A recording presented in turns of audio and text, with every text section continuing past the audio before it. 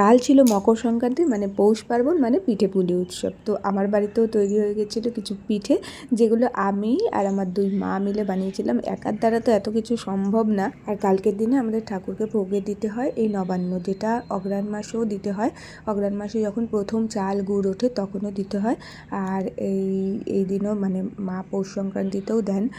তো এই নবান্নটা আমার ভীষণই ফেভারিট। এর মধ্যে ওই নারকেলের ফোঁপড়া অনেক কিছুই দেওয়া থাকে, আদা বাটা, নতুন চাল গুড়, খেতে জাস্ট দারুণ হয়। এগুলো মুড়ি দিয়েও খেতে ভালো লাগে। আমি তো ভীষণ ভালোবাসি এই নবান্ন খেতে।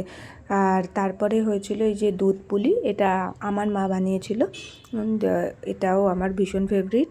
আর এই যে সরা পিঠা, যেটা গুড় দিয়ে আমার বেশি ভালো লাগে, একদম গরম গরম হবে আর এরকম রসের যে গুড় হয় ওই গুড় দিয়ে খেতে তো দারুণ লাগে। তারপরে ছিল এই পাটিসাপটা, যেটা আমি বানিয়েছিলাম। আর এই সাজের পিঠেটা এটা মা বানিয়েছিল, মানে আমার শাশুড়ি মা বানিয়েছিলেন। পাটিসাপটাটা আমি দু রকমভাবে বানিয়েছিলাম, একটা নারকেলের পুর দিয়ে, একটা ক্ষীর দিয়ে। তো এই ছিল সারা দিনের খাটাখাটনির পরিশ্রমের ফল, যেটা শেষ হতে হাফ দিনও সময় লাগে না। যাই হোক, বাট এই নবান্নটার জন্য কিন্তু আমি সারা বছর ওয়েট করি।